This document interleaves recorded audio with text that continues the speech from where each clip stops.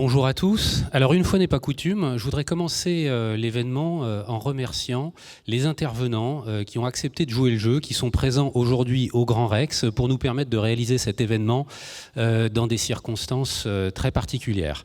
Voilà. Alors on s'est demandé l'espace de quelques secondes s'il était pertinent de présenter ce bilan si favorable à fin 2019 dans la situation que nous vivons. La réponse était évidente, en ce sens que c'est cet état des lieux aujourd'hui qui nous permet d'avancer sur un terrain plus escarpé. Il y a un seul chiffre du bilan à fin 2019 sur lequel je souhaiterais revenir, c'est le dry powder de 20 milliards d'euros. Vous vous souvenez peut-être que début 2019, ce chiffre était de 10 milliards d'euros. En moins de 3 ans, on a doublé le chiffre.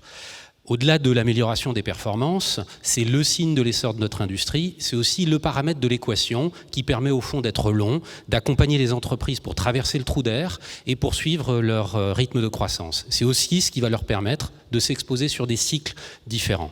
Alors qu'est-ce qu'on a fait en 2020, pendant cette année digne d'un épisode de la 4e dimension? L'année n'est pas encore terminée, néanmoins on peut commencer à vous donner quelques indications de ce qui a été fait. La première chose, c'est que pour la 4e année consécutive, Nicolas l'a mentionné, on aura investi plus d'1 milliard d'euros dans une 50aine de fonds. Pendant les 2 mois de la première période de confinement, c'est 320 millions d'euros qui ont été investis dans 12 fonds. Pour faire ça, on a dû augmenter notre niveau de risque, on a assumé d'investir le même montant que ce qu'on avait prévu à des niveaux de premier closing qui étaient souvent nettement inférieurs à ce qu'on aurait souhaité dans un environnement, je dirais, plus normal. On l'a fait parce qu'on a souhaité que les fonds soient opérationnels le plus rapidement possible. Quelques exemples de fonds qu'on a accompagnés pendant cette année 2020.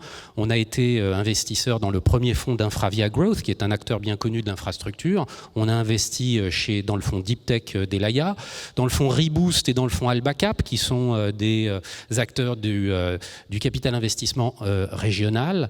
Voilà, ce sont quelques exemples de fonds qu'on a pu accompagner cette année. Le deuxième chiffre qui est intéressant, c'est celui des flux, parce que finalement, c'est lui qui révèle un peu la dynamique d'activité de nos fonds partenaires. Alors, le mois de décembre n'est pas terminé, c'est d'ailleurs traditionnellement un mois très actif. Néanmoins, quand on arrête les compteurs au 30 novembre, on constate qu'on est en avance sur les appels de fonds d'à peu près 5% et en retard légèrement sur les distributions de 7%. En tout cas, ce qu'on peut vous dire, c'est que c'est beaucoup mieux que ce qu'on avait imaginé en avril dernier. Quand on fait le distinguo entre l'innovation et le capital développement, la situation est un peu différente. En innovation, on est très en avance. On est en avance de 15% sur les appels de fonds.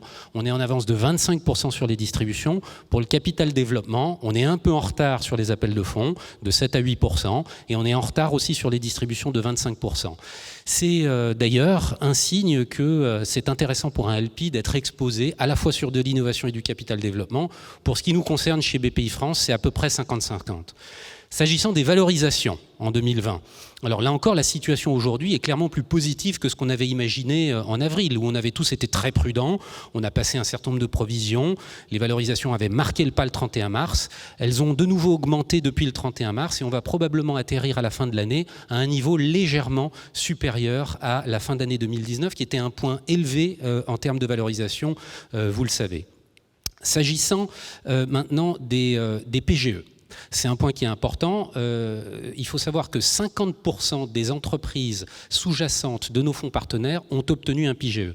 C'est 4 milliards d'euros. Alors pour mettre ce chiffre en perspective, 4 milliards d'euros, c'est le montant total qui a été investi par nos fonds partenaires dans des entreprises en 2019.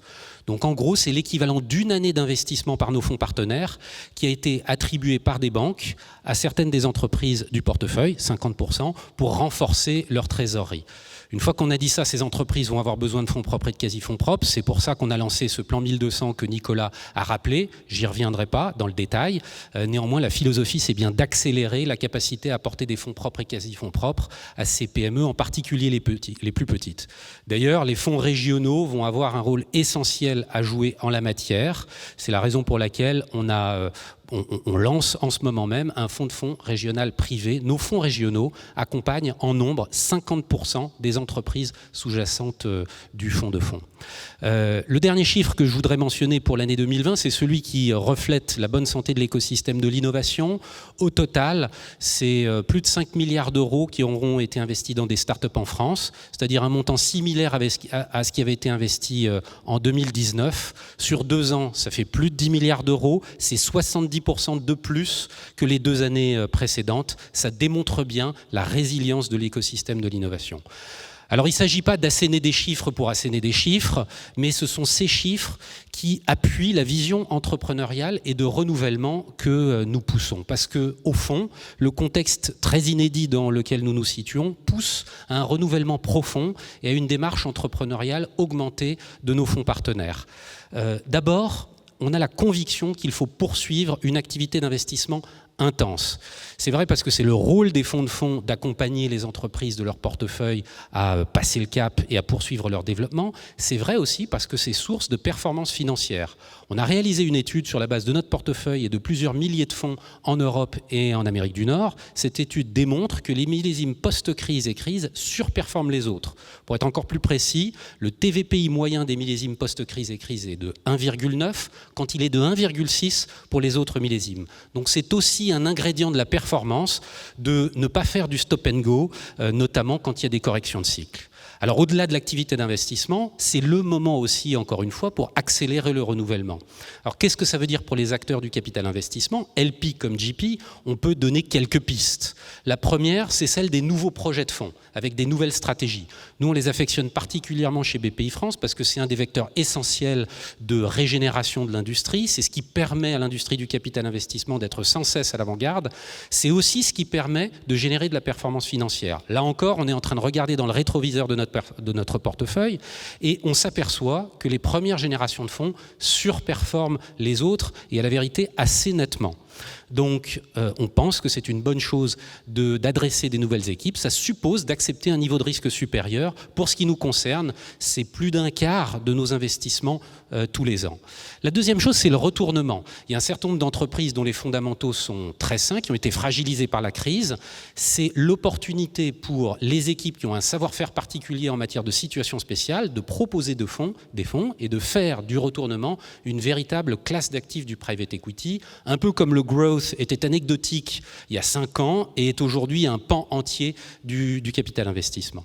Alors l'accompagnement opérationnel, on en parle depuis plusieurs années, c'est pas nouveau, mais le contexte actuel rend encore plus urgent le fait d'achever le chemin finalement vers un accompagnement intense, systématique, intrinsèque au métier. C'est d'autant plus vrai qu'il y a un afflux de cash en ce moment sur le marché. On a parlé du dry powder, on a parlé des PGE, il y a les futurs prêts participatifs. Les fonds doivent avoir définitivement un positionnement qui va bien au-delà de celui de pourvoyeurs de capitaux. Alors il y a la deep tech. En quoi la deep tech participe au renouvellement, me direz-vous ? En réalité, la deep tech est fondamentale parce que ce sont les startups à forte intensité scientifique et technologique qui vont contribuer à la transformation de l'activité des PME et des ETI traditionnelles, notamment industrielles. Il se trouve que la taille des fonds d'innovation aujourd'hui le permet. Elle a beaucoup augmenté ces dernières années. Ces fonds-là peuvent donc réaliser des investissements dans ces entreprises-là qui ont une intensité capitalistique plus forte. Le FNA a eu un rôle à jouer dans ce domaine. D'ailleurs, plus de 70% des investissements du FNA se sont portés vers des investissements de la deep tech. Une dernière piste que je voudrais évoquer, c'est celle du pont entre les épargnants et les startups et les entreprises non cotées. Ce sont souvent la chasse gardée des investisseurs professionnels et institutionnels. Nous, ce qu'on souhaiterait, là encore Nicolas l'a mentionné tout à l'heure, ce qu'on souhaiterait, c'est que les acteurs du capital investissement, les investisseurs institutionnels réfléchissent à des solutions pour multiplier les canaux entre ces deux mondes qui sont encore trop séparés. Voilà. Enfin et surtout, l'urgence climatique, ça doit devenir un réflexe systématique de tous les acteurs, LP comme GP. On lance aujourd'hui un kit climat qui est un outil finalement qui projette nos attentes vis-à-vis des GP.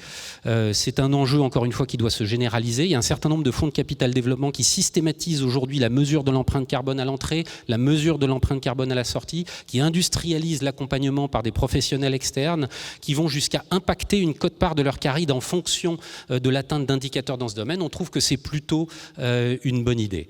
Voilà. Donc voilà un peu ce que je voulais vous dire. Finalement, les fonds changent de posture. On n'est plus tout à fait sur la même identité. Les attentes des LP, des GP et des entreprises changent. Les uns vis-à-vis des autres.